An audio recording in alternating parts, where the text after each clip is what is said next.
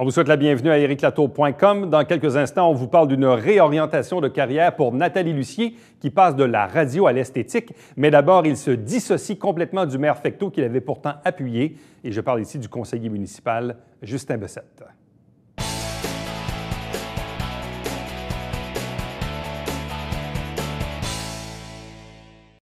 Le monde de la politique municipale n'est pas à une surprise près et on dirait que plus on s'approche des élections, plus il y a de la mouvance. Et on le sait, dans le monde de la politique municipale, les partis ou les équipes politiques, ça tient, ça se défait, ça se refait, ça se recompose. Bref, ça, c'est un peu le leitmotiv souvent du monde de la politique municipale. Et on en a eu d'ailleurs un bel exemple il y a quelques semaines où le maire Fecteau annonçait la dissolution de son parti. Mais en même temps, disait vouloir créer une équipe pour la prochaine élection dans 2 ans. Et pas plus tard que lundi dernier, au conseil de ville, le conseiller municipal Justin Bessette, qui faisait partie du parti Fecteau, a annoncé qu'il se dissociait complètement du maire Fecteau. Il est avec nous. Bonsoir et bienvenue. Bonsoir. Alors, que s'est-il passé au cours des 2 dernières années?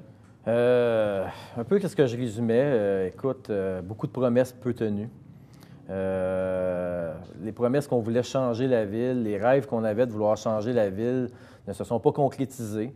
J'aurais aimé avoir du changement. On voulait changer la machine, souvent qu'on disait avec Michel.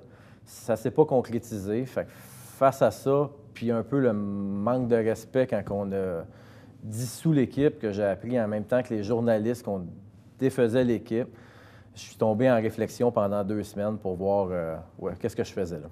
Mais est-ce que vos relations interpersonnelles se sont aussi détériorées durant cette période? On ne se le cachera pas que j'ai connu un homme qu'on pouvait rejoindre en tout temps, qu'on pouvait appeler, qu'on pouvait parler, qu'on pouvait aller manger au Pedro pour discuter d'un dossier. Bien, ce même homme-là, un bon matin, nous demandait de passer par sa secrétaire pour communiquer avec. Puis dans mes yeux, oui, je comprends qu'il est mort, mais dans mes yeux, mes employés à la ferme peuvent toujours communiquer avec moi. On peut toujours travailler ensemble, puis il était moins accessible qu'il a déjà été accessible. Bon, vous êtes quand même assez dur dans votre déclaration que vous avez faite lundi soir au conseil. Bon, vous dites « L'homme que j'ai connu et appuyé n'est plus ». Vous dites « Les fonctions de maire vous ont changé, le pouvoir vous a transformé ». Vous dites également que vous auriez souhaité qu'il fasse plus de place aux jeunes sur certains comités ou certaines nominations ou à l'exécutif. J'aurais aimé que... On disait, Michel a toujours dit qu'il était proche des jeunes, qu'il s'en approchait. Quand on prend le conseil de ville, il y a moi, Yann, Mélanie, Jean Fontaine, mais pratiquement aucun des jeunes ont eu des postes importants au sein. Puis je pense que quand on veut développer une ville, quand on veut avoir des nouvelles idées, ça passe souvent par les jeunes. Oui, le changement fait peur, puis on ne se le cachera pas, le changement fait peur. Mais si on veut des nouvelles idées, il faut risquer. Puis pour avoir des nouvelles idées, il faut des gens plus jeunes qui amènent des nouvelles idées. Des fois, il va y avoir des confrontations, un peu d'idées, mais c'est ça qui amène le changement. Puis c'est comme ça qu'on améliore une ville. Bon, vous dites également que c'est la machine qui l'a avalé tout rond. Quel est le constat que vous tracez de cette expression que les gens connaissent, le se faire avaler par la machine? C'est-à-dire qu'on arrive, on est nouveau maire, on est nouveau en politique et tout ça. On veut changer la ville, on veut changer la façon de penser, la façon de faire. Puis peu à peu, on fait « Ah, bien finalement, c'est pas si pire. Ah, finalement, ça c'est correct. Ah, finalement... » Pour un moment donné, en oublier l'essence même pourquoi on a été élu. L'essence même pourquoi on a été élu, tu sais, quand on se présente, le but, puis quand on promet aux gens des choses, je pense qu'il ne faut pas oublier pourquoi on s'est présenté. Puis malheureusement, souvent, quand on s'est présenté, bien, tout le monde rêvait d'une ville plus verte, tout le monde rêvait de... Puis peu à peu, les décisions qui ont été prises n'ont pas été dans ce sens-là. Des fois, je trouve ça malheureux que quand tout le monde se présente, tout le monde veut une ville plus verte, tout le monde veut conserver boisé, puis par la suite, on commence à déroger un peu de ça. Bon, en même temps, le contexte politique est particulier parce que si le parti Fecteau avait fait élire non pas 5, mais bien 6 ou 7 ou 8 conseillers, est-ce qu'on aurait le même résultat aujourd'hui? Si l'homme aurait changé comme qu'il a changé, on aurait le même résultat aujourd'hui. Ce n'est pas une question de 5 ou 6. Puis je pense qu'on l'a déjà dit, le but, c'est de travailler ensemble. Il y a des gens qui travaillaient, Jean a travaillé avec nous, Yann a travaillé avec nous sur des dossiers. Que tu sois 5 ou que tu sois 6, quand la ligne est la même, c'était facile de rallier les personnes qui manquaient. La raison pour laquelle je pose cette question-là, c'est que, bon, Michel Fecteau est arrivé comme nouveau maire. Et quand on regarde la composition du conseil, 5 partis Fecteau, 5 équipes Legrand, un indépendant et un qui représente l'équipe d'Alain Laplante. Et il y avait là-dedans, évidemment, des anciens de l'équipe de Lebec ou même de l'Action civique d'une autre époque. Bref, quand on regarde un peu le métissage du conseil, si un maire veut faire passer ses affaires, il n'a comme pas le choix de se rallier une majorité, au même titre que s'il se dégage une majorité au conseil sur certains enjeux, certains votes, le maire est un peu pris au piège là-dedans, au niveau, du vote, non? Ça, on peut le résumer si vraiment on n'est pas au provincial ou que les gens suivent la ligne de parti. Au provincial, effectivement, ce que vous dites, c'est vrai, parce que les gens suivent la ligne de parti. Au municipal, il n'y a pas de ligne de parti. On était les premiers à le voir, qu'il y a plusieurs votes qui ont été divisés, que les jeunes ont voté d'une façon différente. Puis je dis les gens plus âgés, mais c'est juste pour faire montrer.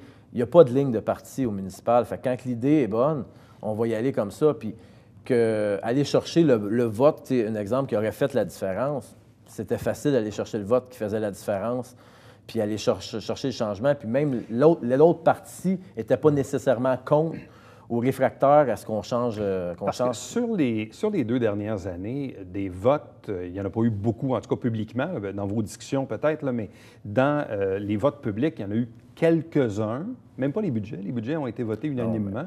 Mais les quelques votes auxquels on a pu assister, généralement, c'est Justin Bessette, Hugues Larivière, Mélanie Dufresne et Yann Laplante. Yann Laplante, c'est un lapsus.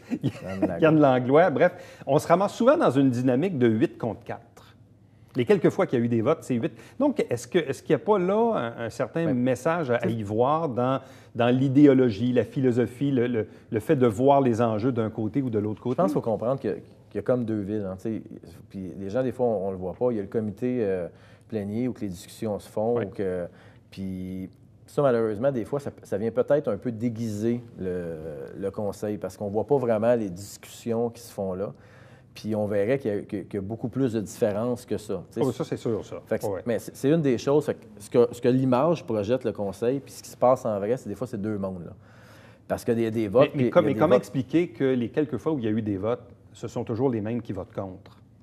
Ou qui votent ensemble? Parce qu'on a des idéologies qui sont différentes, on ne se le cachera pas. On a des façons de penser qui sont différentes. Comme je vous dis, on a une façon de voir la ville qui est différente un peu, mais la façon qu'on avait de voir la ville, c'était la même que quand je me suis présenté aux élections au début. Permettez-moi, quand je me suis présenté, j'ai toujours été la même personne. J'avais déjà un mandat de fait. Les gens savaient de quelle façon je m'orientais. Quand on vient puis on s'associe à Justin, on sait la façon qu'il pense. Puis Justin, il y a une chose, si vous me permettez, je veux rester vrai pour la campagne, puis je veux rester le même homme quand je me présente, puis je ne veux pas changer ma façon de faire. Présentement, quand je vois des gens qui changent une fois qu'ils sont au pouvoir, puis c'est correct, ils ont le droit, mais ça me touche beaucoup, puis ça me dérange beaucoup. Est-ce que les autres élus du Parti Fecteau, Patricia Poisson, Claire Charbonneau, également Hugues Larivière, Mélanie Dufresne, donc vous étiez 5 au départ, si on posait la question aux 4 autres membres du Parti Fecteau, est-ce qu'on aurait la même réponse que vous nous donnez aujourd'hui? Je ne répondrai pas pour les autres. Je vais vous répondre pour Hugues, qu'on a entendu dire qu'il y pensait, que sa décision est en réflexion. Il n'a pas infirmé qu'il resterait avec Michel. Est-ce que Mélanie est en réflexion? C'est elle qui va prendre sa décision. Moi, je parle pour moi. Puis c'est important que... j'ai jamais voulu influencer le vote des autres, puis j'ai jamais voulu faire un push, si on peut dire. C'est dans ma tête, la journée que je suis plus à l'aise avec les décisions, quand ça ne respecte plus mes valeurs, j'aime autant quitter. Parce que l'important, c'est quand on se sent plus bien dans les choses qui sont votées, dans les valeurs. Je fais de la politique pour changer les choses. Je ne fais pas de la politique pour me rendre le lundi soir puis voter des choses qu'on approuve systématiquement. Si je suis plus bien dans ce qu'on approuve, si ça ne correspond plus à mes valeurs, j'aime autant me dissocier. Il y a eu un dossier qui a touché le maire ces derniers temps avec la fameuse plainte d'Alain Laplante à la commission municipale du Québec. Le maire a été blanchi, c'est vrai. Par contre, du moment où il dirigeait l'association, évidemment, des personnes handicapées, certains y voyaient du bénévolat. Or, on apprend que le maire travaillait pour cet organisme à 50 $ l'heure. C'est quelque chose qui semble vous avoir déplu, ou la compréhension que vous en avez eue. C'est pas que ça me déplu, parce que le problème, c'est qu'on ne l'a pas su. Moi, qui ai eu un autre boulot, c'est correct, il a le droit d'avoir un autre boulot. Dis-nous-le. Puis c'est correct qu'il y ait un autre boulot. Donc, vous ne saviez pas que le maire avait une rémunération avec un emploi... Exactement. Puis c'est plus ce côté-là, qu'on a appris un moment donné qui est encore au regroupement. C'est plus ce côté-là qui me touche. Parce qu'il le fasse, c'est correct. T'sais, moi, j'ai pas de problème avec cette idée-là. Mais dis-le. Dis-le, exprime-le, mets-nous au courant. T'sais, comme l'équipe qui a dissous, il a le droit de dissoudre l'équipe. Parle-nous-en. Prends 2 petites secondes, rencontre-nous, explique-nous-le. Puis le climat serait totalement différent. Mais malheureusement, quand je l'apprends en même temps que vous, les journalistes, j'ai un peu de difficulté. La même chose que moi, chez moi, quand je gère l'entreprise, puis j'apprendrais au party de Noël à un employé que je la congédie parce que ça ne fonctionne pas. C'est pas le congédiement comme tel qui est grave, c'est la façon que ça s'est fait. Bon, vous dites également une phrase qui est quand même lourde de sens et elle est basée aussi sur un résultat mathématique. Vous dites, M. Fecteau, en 2013, si vous avez été élu maire de la ville de Saint-Jean-sur-Richelieu, c'était un peu grâce à mon appui. Qu'est-ce que vous voulez dire? Bien, je veux dire, j'ai permis quand même de donner un avantage à M. Fecteau, comme Hugues a permis de donner un avantage. On ne se le cachera pas que du côté d'Iberville, ça l'a voté massivement pour M. Fecteau. Mon district a quand même amené plusieurs votes à M. Fecteau. Puis le travail qu'on a fait pour M. Fecteau, tout le monde a aidé à faire. J'ai un peu parce que tout le monde a aidé. Je ne prends pas tout le bénéfice, mais c'est ce travail-là, c'est le 2 mois de porte-à-porte. C'est le 2 mois s'acharner, les 2 mois à passer nos fins de semaine à travailler pour faire élire M. Fecteau. Ça, c'est important de le reconnaître aussi. Bon. Au cours du dernier mandat, on s'en rappelle, vous et Alain Laplante avez été expulsés des comités pléniers, les comités privés, par le maire d'Olbec. La première question que je me suis posée, moi, lundi soir, en arrivant au conseil, je suis arrivé aux alentours de 19 h, vous n'étiez pas au plénier, mais assis à votre bureau dans la salle du conseil.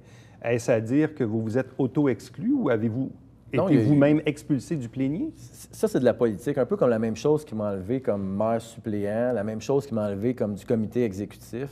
M. Fecteau a sa façon de gérer, puis ça, c'est la politique, puis c'est correct, je vis bien avec cette façon de gérer, il a le droit de le faire.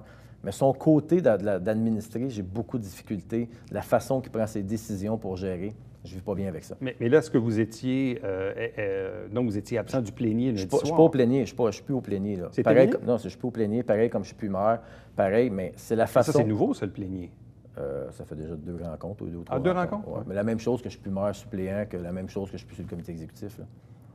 Et là, c'est quoi la suite des choses pour vous? Premièrement, est-ce que vous souhaitez, dans 2 ans, solliciter un nouveau mandat comme conseiller? Comme conseiller, oui. Comme conseiller, oui. C'est vraiment quelque chose que... Pas comme maire, là. Vous ne visez pas la mairie. Je le dis. Puis, tu sais, souvent, les gens m'ont lancé, puis désolé d'en décevoir, parce que, tu sais, je voyais mon Facebook aujourd'hui que tout le monde m'envoyait à la mairie.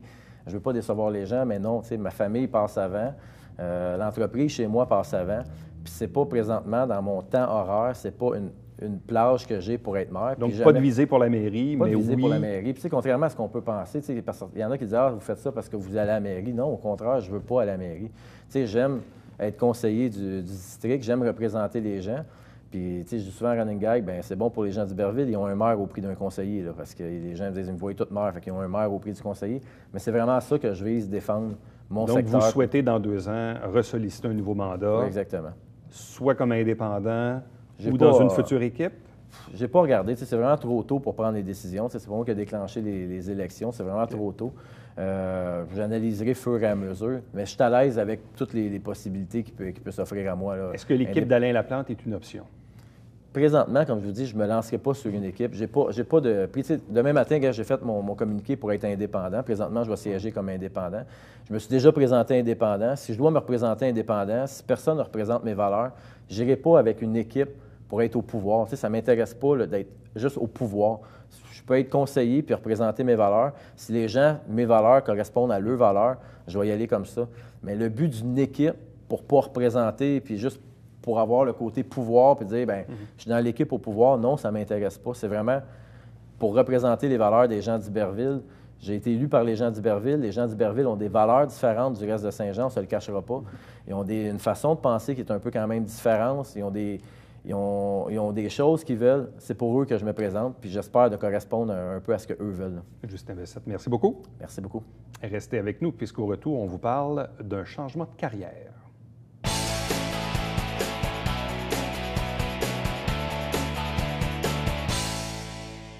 Salut, ici Alexandre Baudouin. Et François Trépanier. Alex, cette semaine, on parle de baseball? Exactement, avec Nathalie Miclette, on parle des Pirates Maçonnerie pour conseil. Toi, tu parles de golf? Oui, avec Étienne Papineau, l'athlète de l'année dans le Haut-Richelieu. Il joue pas en West Virginia, lui? Oui, tu sais, la tourne West Virginia.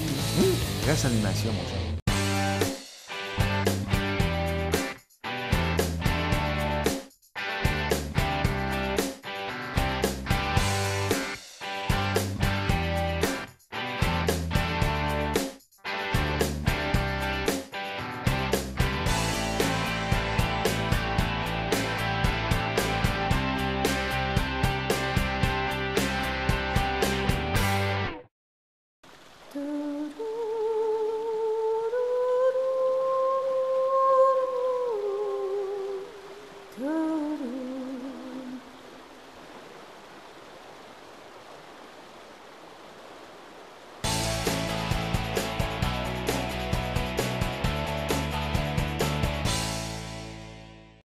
C'est jamais simple effectuer un changement de carrière, se réorienter professionnellement. Parfois, il arrive des événements dans la vie où on est confronté à le faire.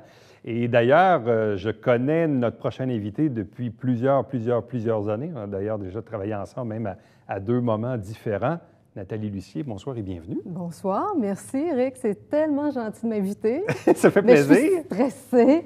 Mais c'est très drôle parce que tu es quand même issu du monde des médias. Tout à fait.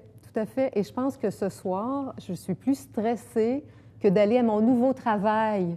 Ce matin, je n'étais pas stressée comme ce soir, ça c'est sûr et certain. Bon, d'ailleurs, c'est drôle parce qu'il y a environ 2-3 semaines, je me questionnais, je me disais, bon, qu'est-ce qui arrive avec Nathalie? Parce que Nathalie était jusqu'à l'année passée animatrice à Boom FM, mais tu avais travaillé même à l'époque de Z104. Écoute, je suis arrivée à Saint-Jean en 92, on a travaillé ensemble à ce moment-là. Ça ne nous rajeunit pas, mais c'est ça. Ça ne nous rajeunit pas. Et puis là, c'est ça, je me disais, bon, qu'est-ce qui s'est passé avec Nathalie? Et là, paf, dans ma page Facebook, je vois Nathalie Lucier, beauté esthétique, nouvelle vie, nouvelle carrière, 274 rue Saint-Jacques à Saint-Jean-sur-Richelieu. Tu te lances en affaires dans le monde de l'esthétique. Et voilà. Wow! Explique-nous ton cheminement. Bien, écoute, l'an passé, c'est sûr que ça a été un choc, que je serais menteuse et de dire que je n'ai pas été touchée vraiment personnellement au cœur quand on m'a dit que c'était terminé à la radio. Sauf que là, je me suis dit, bon, je suis pas loin de 50 ans, je vais en profiter. Cette opportunité-là de ne rien faire pendant un bout, je ne l'aurai peut-être plus jamais parce que je me disais, bon, bien, je vais chercher tout ça, un emploi. Comme quand on perd notre emploi, on est sous le choc, mais on se dit, bien, écoute, on va en profiter. J'ai passé du temps avec ma famille, avec mes enfants qui sont des adolescents maintenant. Et puis là, j'en ai profité aussi pour repenser, pour revoir mes priorités, pour m'écouter un peu. Puis pour s'écouter, bien, il faut se parler. Il faut se dire, bien, Nathalie, ça, vois-tu, j'ai plus envie de faire ça. Des choses banales, tu sais, que j'avais plus envie de faire dans mon travail. Mais ça, j'ai envie de faire ça. Donc, mais ça a été long, là. On ne parle pas de quelques semaines, là. Ça m'a pris 1 an avant de me décider. Mais quand on se dit, parce qu'on a vécu un peu la même chose, presque en même temps, parce qu'on travaillait pour la même compagnie, nos postes ont été abolis. Voilà. Même, je te disais avant l'entrevue, mais moi, j'ai essayé de voir si je pouvais faire autre chose que des médias dans ma vie. Visiblement, non, parce que bien, à la télé, ça, je voulais continuer, moi, mais là, je travaille maintenant pour TC Médias. Donc, je suis encore dans le domaine des médias. Mais j'y ai pensé. Dans ton cas, à toi, parce que souvent, le réflexe qu'on a, puis probablement dans différents métiers, c'est de dire, bien, ça fait 27 ans que je travaille dans les médias, je peux-tu faire d'autres choses? Est-ce que je sais faire d'autres choses? Est-ce que je veux faire autre chose? Toi, quand ça t'est arrivé, tu as beau dire, oui, je prends du temps, je m'occupe de ma famille, je fais des rénovations, puis tu dis, oui, on approche 50 ans, les enfants vieillissent et tout ça, mais à quel moment tu te dis, est-ce que c'est possible que je fasse autre chose que de la radio? J'y avais pas pensé. Vraiment, là, dans ma tête, je me disais, bon, je vais chercher en radio ou autre chose dans le domaine des communications parce que j'ai travaillé aussi pendant... Oui, tu as travaillé aux communications au Festival de Montgolfière pendant plusieurs 9 années. festivals, donc 9 éditions de l'International de Mais dans le monde des coms, là. Oui. Rédiger, des communiqués, écrire, plein de choses que je suis capable de faire. Puis là, je me suis dit, je pourrais aller là-dedans aussi. J'ai regardé, c'est sûr, j'ai envoyé des CV, mais jamais avec la conviction que je voulais le poste que je convoitais.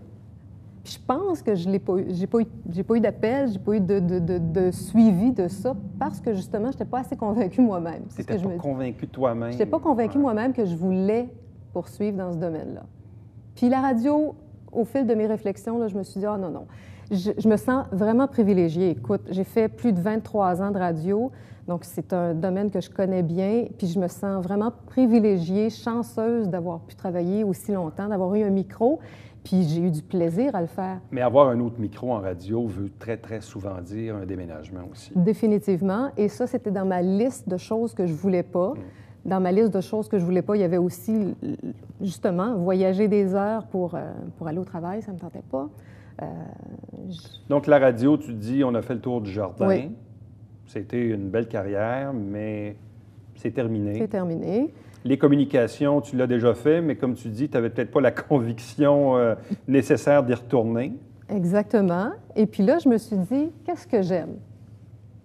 Hein? Là, t'en as glissé un mot, j'ai fait de la réno. Quand j'ai perdu mon emploi, je me suis lancée dans le ménage, dans la rénovation. J'ai appris à clouer avec une cloueuse pneumatique, à scier des planches. J'ai refait des pièces chez nous. J'ai redécoré. Puis après ça, je me suis dit, puis qu'est-ce que j'aime? Bon, je pourrais faire de la déco. Mais non, je dis... Et vraiment, l'esthétique, j'y avais déjà pensé. C'est quelque chose Il y a longtemps? Oui. Même quand tu étais ado? Bien, ado, un peu plus tard, quand la radio allait moins bien, parce qu'il y a des hauts et des bas en radio, on le sait. À un moment donné, la radio allait moins bien. Je dis, je pourrais revenir à ça. Je pourrais aller faire une formation. Puis finalement, bien, écoute, c'est arrivé cette année où j'ai dit, bon, bien là, ça y est, c'est maintenant ou jamais, parce que cette occasion-là ne se présentera plus, puis ça y est, c'est là. Donc là, tu t'es inscrite pour obtenir quoi comme... Un diplôme d'esthéticienne. Mais là, en ce moment, je n'ai pas mon diplôme, mais je travaille quand même parce que je suis allée faire des formations à la carte qui me permettent de faire des choses que j'aime. Donc, épilation à la cire, des soins des mains, des pieds, manicure, pédicure, des extensions de cils qui sont très à la mode. J'en ai moi-même, donc je me suis dit, bien, pourquoi pas en faire? Et en fait, je le fais avec une personne extraordinaire. C'est vraiment elle qui m'a... qui m'a donné ma chance. C'est vraiment une personne exceptionnelle, Jocelyne Boulet. Donc, je fais ce travail-là chez Jocelyne Boulet Esthétique. Je loue un espace. Elle m'offre la chance, elle m'offre son temps, elle m'offre ses connaissances, son expérience, puis elle m'aide beaucoup, c'est incroyable. Et là, ça fait combien de temps que tu as commencé? Quelques semaines. C'est vraiment très, très nouveau, là, que mes formations sont terminées, que j'ai commencé, que j'ai une clientèle qui est en train de se monter. Oui. Puis c'est comment? J'adore ça. Écoute, ce matin, là, comme je te dis, je ne suis pas du tout nerveuse, mais là, je le suis. Ce matin, je me présente, je rentre, je fais mon horaire. Premièrement, je suis l'horaire du centre d'esthétique, ça c'est sûr. Je travaille aux mêmes heures que mes collègues, mais parfois non. On peut prendre des congés.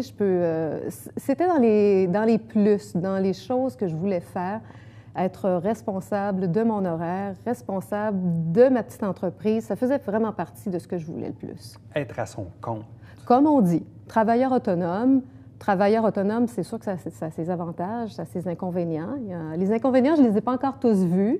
Peut-être que je le vivrai au fur et à mesure dans la prochaine année, je ne le sais pas. Mais je vais aussi étudier beaucoup dans la prochaine année. Donc, étudier, travailler, avoir un horaire chargé, je pense. Commencer à étudier quand on est dans la quarantaine et qu'on retourne un peu sur les bancs d'école à apprendre des trucs... Bien, je pense que quand on étudie quelque chose qui nous passionne, quelque chose qu'on veut apprendre, c'est facile. Comment les gens de ton entourage, amis, famille, ont réagi face à ta réorientation de carrière? Ma famille proche m'encourage énormément. Mon conjoint, mon chum, il dit « Go, tu veux faire ça, vas-y, puis je t'appuie à 110 ». Mes enfants trouvent ça bien le fun. Ma fille, une fille adolescente avec une mère esthéticienne, c'est très gagnant, oui, effectivement. Mais il y a certaines personnes que je rencontre qui me disent « Ah ouais? Ah bien, OK, bien, bonne chance. » Non, mais je trouve ça drôle parce que je me dis, ces gens-là se disent quoi? Une ancienne animatrice qui se recycle, mais bon, écoute, ça fait partie. Bien, moi, en fait, vois-tu, j'ai été surpris et pas surpris parce que oui, c'est un choc parce que tu dis, bon, quelqu'un qui a travaillé longtemps en radio ou en communication, c'est un peu un domaine connexe, de dire, ah oui, l'esthétique. Mais après ça, j'y ai repensé 30 secondes après. Puis les gens, évidemment, qui te connaissent peut-être un peu plus intimement, savent que tu es toujours très coquette, tu es toujours bien vêtue, maquillée, etc., etc. Donc, tu es un peu comme... C'est drôle parce que je faisais une entrevue tantôt dans une autre émission avec une jeune fille qui a gagné une bourse comme esthéticienne, d'ailleurs. Puis elle dit, elle devait faire médecine. Et finalement, elle s'est dit, c'est pas pour moi. Puis, bon, elle est en train de devenir esthéticienne. Puis elle disait, bien, les gens de mon entourage ont tous dit que je suis un peu fille, là. Mm-hmm. Mais Nathalie Lucier, c'est un peu ça aussi. Bien, je suis un peu fille, bien oui. Je l'assume. J'ai toujours été comme ça. Je pense que ça me vient de ma mère qui est comme ça aussi. Donc, puis j'aime ça. J'aime les belles choses. Puis en fait, ça va au-delà de la beauté physique. Ouais. Hein? C'est quelque chose là, d'offrir un soin à quelqu'un, puis qu'il se sente bien quand il quitte, qu'il soit content. Ça remonte le moral, c'est bon, oui, pour l'esthétique, mais c'est aussi bon pour la tête.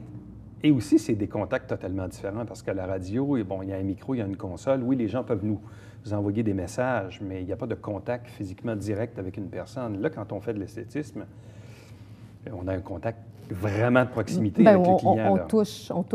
On touche aux gens, vraiment, là, littéralement. Alors qu'on touche peut-être les gens quand on fait de la radio, on leur parle. Moi, j'ai eu une relation incroyable avec les auditeurs de la Montérégie à la radio. On me téléphonait, j'ai appris des choses sur la vie de certains que probablement même leurs proches ne connaissent pas.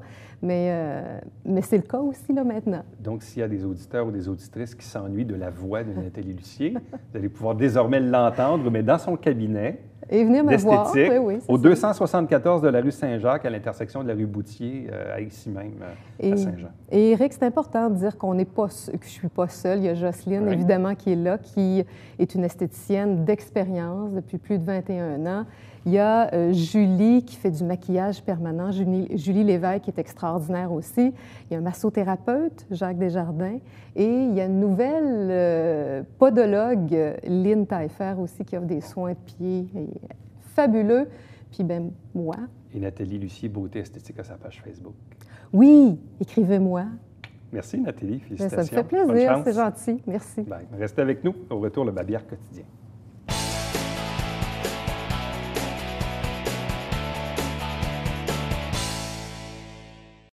Ce samedi 21 mai, vente de livres usagés au 81 de la rue Frontenac à Saint-Jean-sur-Richelieu. Tous les fonds iront au centre d'alphabétisation La Porte Ouverte. Et bien sûr, on vous rappelle que dimanche matin, 9h30, c'est notre télébingo avec 3 500 $ en prix. Prochain rendez-vous, nous, c'est demain. Bye bye.